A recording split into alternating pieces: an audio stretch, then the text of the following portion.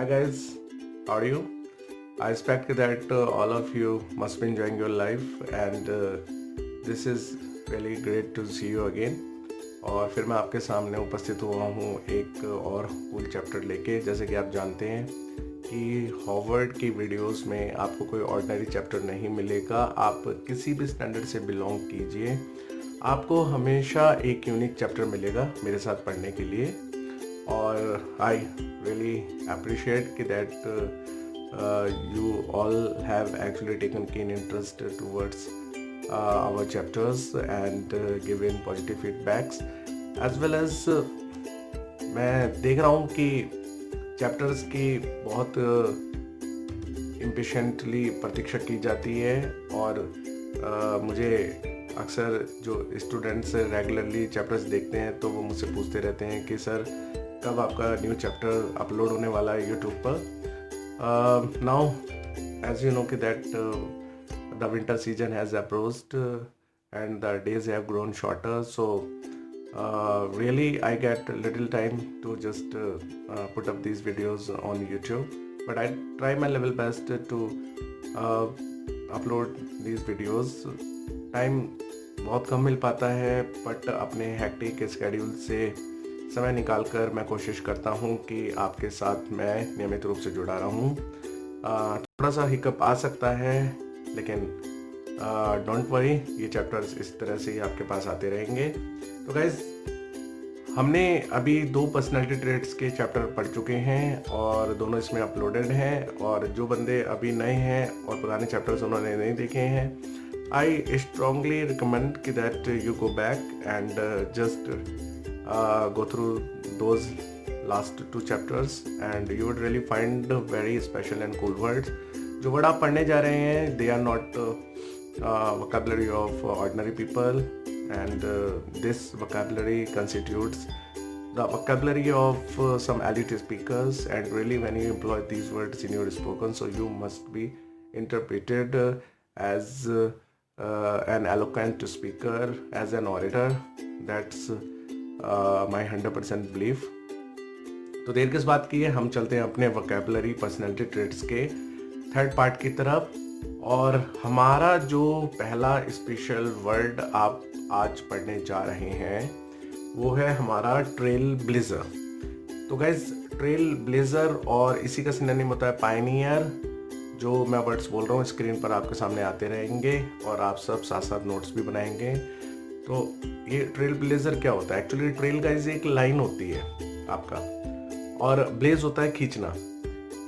तो एंट्स जो होती हैं, चींटियाँ, जब वो किसी फूड सोर्स के पास जाती हैं तो वो एक केमिकल छोड़ती हैं और इसी से ही एक इडियम बना ब्लेज द ट्रेल। तो वो एक लाइन खींचती हैं जिससे कि जो और दूसरी एंट्स हैं, जो वर्कर एंट्स हैं, वो उस केमिकल की ट्रेल को फॉलो करके वो फूड सोर्स पर पहुंच सके। तो इसी से ही वर्ड निकला है आपका ट्रेल ब्लेजर। जो सबसे पहले फूड सोर्स ढूंढती है चींटी, वो कहलाती है ट्रेल ब्लेजर, क्योंकि उसने खाना ढूंढा है, बाकी उसको फॉलो करती हैं। इसी तरह से कोई किसी फील्ड में अगर अग्रणी हो, वो उसमें कोई फर्स्ट टाइम कोई आविष्कार करे, कोई नई चीज़ लेकर आए, या फिर किसी काम को वो पहली बार दूसरों को करके दिखाए, ऐसे बंदे कहलाते हैं ट्रेल ब्लेजर। हिंदी में हम इनको अग्रणी भी कह सकते हैं, पथ प्रदर्शक भी कह सकते हैं, और इसी का सिनोनिम है पायनियर। पायनियर को आप वर्ग रूप में भी यूज़ कर सकते हो। तो if you pick the new field and you show some invention in a particular field, so it means that you are a trailblazer, you are a pioneer. तो अगर किसी फील्ड में अगर कोई काम करने से घबराएं और वो चाहें कि आप उनको फर्स्ट टाइम करके वो काम दिखाएं, तो आप बन सकते हैं ट्रेल ब्लेजर। तो गाइस, हम मूव करते हैं अपने नेक्स्ट वर्ड की तरफ, जो कि है हमारा पैटीफोगर, और इसी का ही सिनोनिम है निटपिकर। पैटीफोगर में आप देख सकते हैं पैटी वर्ड आ रहा है, जो हमारा तुच्छ, छोटे, निम्न के लिए बोला जाता है। जो इनसिग्निफिकेंट, अनइम्पोर्टेंट होते हैं, अमहत्वपूर्ण, जिनकी कोई वैल्यू नहीं होती, हम उनको पैटी बोल देते हैं। तो पैटीफोगर जो वर्ड था गाइज, वो हमारा जो छोटे स्तर के जो वकील थे, जो लीगल प्रैक्टिशनर्स थे, उनके लिए बोला जाता था कि उनका काम ये रहता था कि वो कोई बहुत अच्छा आर्गुमेंट तो नहीं करते थे कोर्ट में, लेकिन वो छोटी छोटी जो डिटेल्स हैं उनमें ऑब्जेक्शंस कर करके केस को डिले करते रहते थे. They were not involve in positive practice, healthy practices, but they were considered fault finders. गलती निकालने वाले जो बंदे थे, ऐसे जो एडवोकेट्स थे जिनका काम जस्ट केस को डिले करना होता था, पूरे कोर्ट का समय बर्बाद करना होता था, ऐसे बंदे को पैटी फोगर कहते थे. लेकिन आज पैटी फोगर का थोड़ा ब्रॉडर हराइजन है. आज के डेट में ऐसे बंदे जो फालतू की बातें करते रहते हैं, कमियां निकालते रहते हैं, मीन मेक निकालने वाले, छोटी छोटी गलतियों को ढूंढने वाले, ऐसे बंदे कहलाते हैं पैटी फोगर. आपको कोई फ्रेंड है, कितनी भी अच्छी मूवी दिखाओ, बाहर निकलने के बाद वो मूवी की बुराई करने लग जाए, वो एक पैटी फोगर है. कोई बंदा आर्ग्यूमेंट कर रहा है, फालतू के वो आर्ग्यूमेंट्स आपको देता है ना, तो वो कहलाता है पैटी फोगर. और इसी तरह से कहीं कोई आपके साथ किसी पार्टी में कोई फ्रेंड शामिल हुआ और वो वहाँ पर खाने के बारे में बुराई करने लग जाए या फिर कुछ अरेंजमेंट के बारे में गलत कहने लग जाए, तो ऐसे बंदे जो मतलब सेटिस्फाइड नहीं होते किसी चीज़ से, हर चीज़ में उनको कोई ना कोई कमी निकालनी होती है. They are involve in pettifogging activities and such personalities are called pettifogger. इसी का ही एक सिनोनिम है निट पिकर. तो निट होती हैं जुओं के अंडे, जो लाइज एग्स होते हैं उनको हम कहते हैं निट. अब वो आपके बालों से अगर वो लाइज एग्स निकाल रहे हैं तो ऐसे बंदे क्या कहलाएंगे. यही निट पिकर का काम होता है. दूसरों में गलतियां छांटने वाले, छोटे छोटे फालतू मुद्दे को बड़ा चढ़ाकर प्रस्तुत करने वाले बंदे और काम बिगाड़ने वाले बंदे कहलाते हैं pettifogger and nitpicker. We again move to one idiom that also refers to very peculiar personality, dog in the manger. So guys, इस वर्ड को समझने के लिए, पर्सनैलिटी को समझने के लिए हमें सबसे पहले इसमें जो मैंजर वर्ड आ रहा है MENGER, उसको समझना पड़ेगा. तो गाइज ये मैंजर होता है चरनी. ये एक ऐसा वैसल होता है जिसे कैटल और हॉर्स जो हैं स्टेबल में, अस्तबल में खाना खाते हैं, घास चरते हैं, भूसा चरते हैं. तो वहाँ पर फूड रख दिया. अब पता चला कि उस चरनी में जाके डॉग बैठ गया. तो डॉग इन द मैंजर क्या काम करते हैं, ना तो वो उस भूसे को खाएंगे, हे को खाएंगे, और ना ही ये और दूसरे जानवर को ये खाना खाने देंगे. तो जो बंदे एक्चुअली ना खुद खाएं, ना दूसरों को खाने दे, ना खुद एंजॉय करें, ना दूसरों को एंजॉय करने दे, कोई चीज़ अटका कर बैठ जाएंगे, ना खुद के यूज़ की है ना दूसरे के यूज़ की है, ऐसे बंदे कहलाते हैं a dog in the manager. ऐसी पर्सनैलिटीज़ जो ना तो खुद किसी चीज़ को एंजॉय करते हैं, ना दूसरों को एंजॉय करने दे या दूसरे के एंजॉयमेंट को बिगाड़ दें, such people are called dogs in the manger. और इसी के साथ हमारा एक और इडियम है, एक और पर्सनैलिटी ट्रेट है, वेट ब्लैंकेट. तो वेट ब्लैंकेट का लिटरल मतलब है गीला कंबल. अब आप बहुत कोल्ड फील कर रहे हो, आपने किसी से हेल्प मांगी और उसने आपको help the, but help in which form, आपको उसने एक गीला कंबल प्रस्तुत कर दिया. अब वो जो वेट ब्लैंकेट है, हेल्प तो आपने ले ली, लेकिन उस ठंड में अगर आप गीले कंबल की हेल्प स्वीकार करेंगे, उसको यूज़ करेंगे, तो ऑब्वियसली कहीं मर ना जाओ उस ठंड में. तो वेट ब्लैंकेट इस तरह के बंदे कहलाते हैं. एक्चुअली में आप इनसे कोई हेल्प मांगते हैं, आप इनसे मोटिवेशन मांगते हैं, इनकरेजमेंट मांगते हैं. ये इनकरेज करने की जगह, मोटिवेट करने की जगह आपको और ज़्यादा डिमोटिवेट कर देते हैं, आपकी हिम्मत को और ज़्यादा गिरा देते हैं. फॉर एग्जांपल, आपने एक बहुत बड़ा लक्ष्य बनाया है कि मुझे सिविल सर्विसेज में जाना है, और आप अपने किसी रिश्तेदारी में, किसी जान पहचान में या किसी पड़ोस में समझदार बंदा जिसको आप समझते हो, आप उसे कंसल्ट करते हो, और वो आपको मोटिवेट करने की जगह आपके मन में सिविल सर्विसेज के लिए डर पैदा करने लग जाए कि अरे बेटा बहुत लंबा समय लगता है, और मानो अगर आप सफल ना हुए तो क्या होगा, आपके पूरे परिवार के पैसे तो चले ही जाएंगे ना, टाइम अलग से जाएगा, कोई छोटा मोटा काम करो, है ना, क्यों ये इतनी बड़ी सर्विस में आप जाना चाहते हो. तो अगर इस तरह के कोई डायलॉग्स मारे तो इसका मतलब वो आपको डिमोटिवेट कर रहे हैं, वो आपको कुछ बड़ा करने की सोच रहे हो, आपको हिम्मत चाहिए, वो आपकी हिम्मत पहले से ही तोड़ रहे हैं. ऐसे बंदे कहलाते हैं वेट ब्लैंकेट. और इसी के साथ हम मूव करते हैं अपने नेक्स्ट वर्ड की तरफ, जो कि है rolling stone. This is also very great personality trait.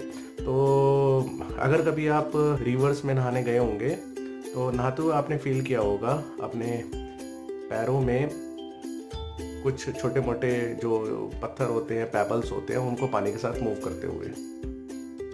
Rolling stone कुछ ऐसे बंदे होते हैं जो कभी किसी प्रोफेशन में टिकते ही नहीं है।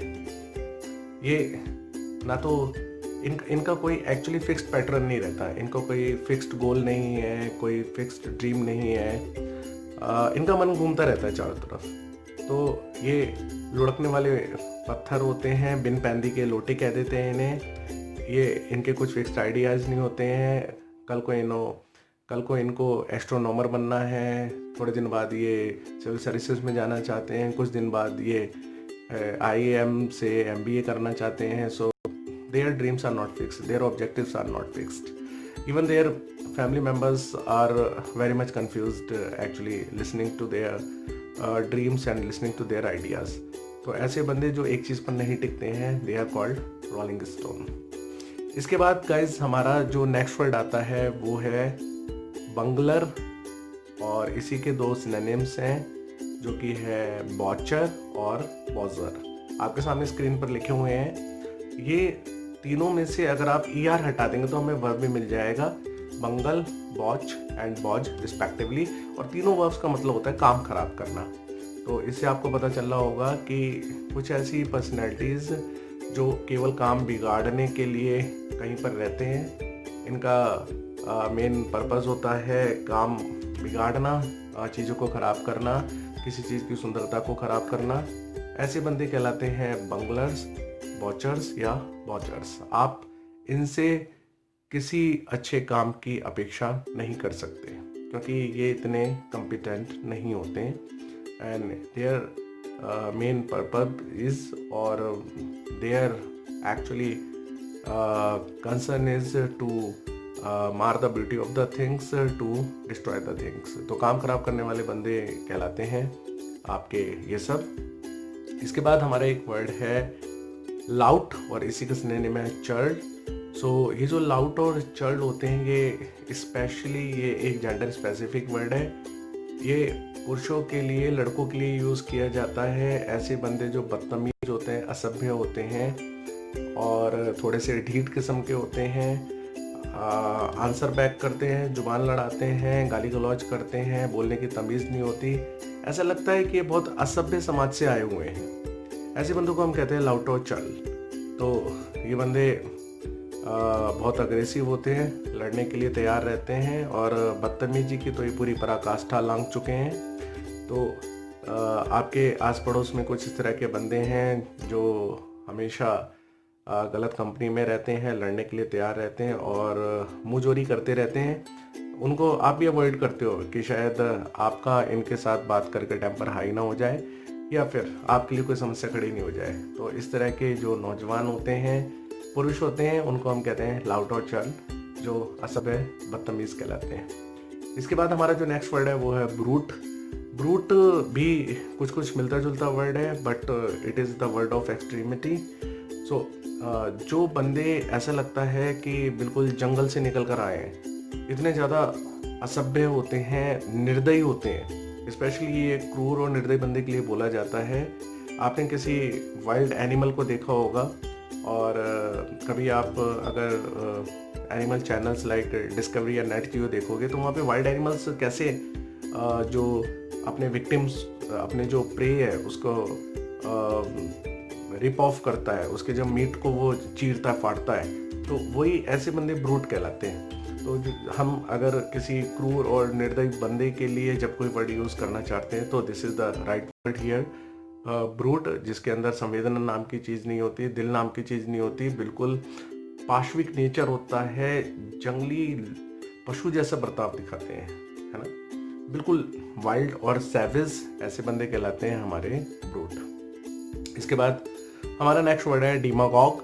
यहाँ पर जो डिमागॉग वर्ड है, first you need to notice the pronunciation of this word. Most people pronounce it demagogue which is mispronunciation of it. तो इसका राइट प्रोनाउंसिएशन है डिमागॉग और डीमा हमारा लोगो के लिए आया हुआ है और गॉग हमारा स्पीक के लिए बोला जाता है। ये स्पेशली ऐसे पॉलिटिशियंस होते हैं या यूथ आइकॉन्स होते हैं जो कि लोगों को प्रोवोक करने का, इंस्टिगेट करने का काम करते हैं। This is a negative word. इसके माध्यम से जब हम देखते हैं कि कुछ राजनेताओं का काम है कि वो फायरी स्पीचेस देते हैं और धर्म, जाति, संप्रदाय के नाम पर एक कैटेगरी के लोगों को दूसरी कैटेगरी के लोगों के साथ लड़ाते हैं, उन्हें भड़काते हैं और अपना उल्लू सीधा करते हैं। तो डेमागोग इस तरह के लीडर्स हो सकते हैं, पॉलिटिशियंस हो सकते हैं, आइकॉन हो सकते हैं जो लोगों को भिड़ाने का काम करते हैं। इनका मेन मकसद होता है लोगों को भड़काना और अपना उल्लू सीधा करना। And as you can recognise this is a negative word. इसके बाद हम चलते हैं नेक्स्ट वर्ड की तरफ और जो है हमारा फिएंड एंड अफिशनाडो। सो फिएंड से एक एडजेक्टिव निकला आपका फिएंडिश, जो शैतान के लिए बोला जाता है, लेकिन यहाँ पर ये पॉजिटिव रूप में यूज़ किया गया है। जो फिएंड है, अफिशनाडो है, ये जो बंदे होते हैं एक्चुअली में अफिशनाडो में आप देख सकते हैं थोड़ा सा अफेक्शन की झलक मिल रही है। तो जब कोई बंदा किसी फील्ड में कंप्यूटर की तरह जीनियस हो, उस चीज़ में इतना पैशनेट हो कि उसकी सारी बारीकियों के बारे में जाने, तो ऐसे बंदे को हम कहते हैं फिएंड अफिशनाडो। जैसे आपका फैमिली में कोई क्रिकेट के बारे में बहुत अच्छी जानकारी रखता है and he has all the records and scores innings of the famous players at his fingertips. So he is a cricket aficionado, cricket fiend. And if you have some particular knowledge of any gadget, so you are a particular gadget fiend, gadget aficionado. And as I am really into English, and for the last many years I have been involved in this English language learning and teaching skills, so I can be called an English fiend and English aficionado. तो guys, ये हमारे कुछ 15 plus words थे जो हमने आज जाने हैं और जैसे मैंने डिफ़ाइन किया है, साथ साथ में मैंने कोशिश की है कि आप इनको परमानेंटली अपने मेमोरी में पेस्ट कर सको। और ये हमारे यहाँ तक 3 पार्ट वोकैबुलरी के आ चुके हैं and I expect all of you to have taken down the notes of all this words and these are really very fantastic, very enchanting words to employ in your spoken English, and I really appreciate when you give your feedbacks, and really I try my level best to stay connected to you, be it any situation, irrespective of ups and downs in my life, and I expect that you would appreciate these efforts. It really takes time and very assiduous efforts to put together all these chapters and present before you. तो guys, आप से मैं चाहूँगा कि आप अगर ये सारे कंटेंट्स पसंद करते हैं तो इस नॉलेज को स्प्रेड कीजिए, अपने जानकारी में बताइए और इस तरह के चैप्टर्स को पाने के लिए आप इसको सर्कुलेट कीजिए जिससे कि हम मोटिवेटेड फील करें। आज के लिए फ़िलहाल इतना ही है, फिर आपसे मिलते हैं आगे के चैप्टर्स में। और दिस इज़ माई प्रॉमिस कि दैट इस चैनल पे आपको हमेशा ए ग्रेड कंटेंट्स मिलेगा और कोई भी चैप्टर आप ऐसा नहीं पाओगे which is an ordinary one. I take very personal care of my contents. तो आज के लिए फ़िलहाल इतना ही है, फिर आपसे मिलते हैं नेक्स्ट चैप्टर पे।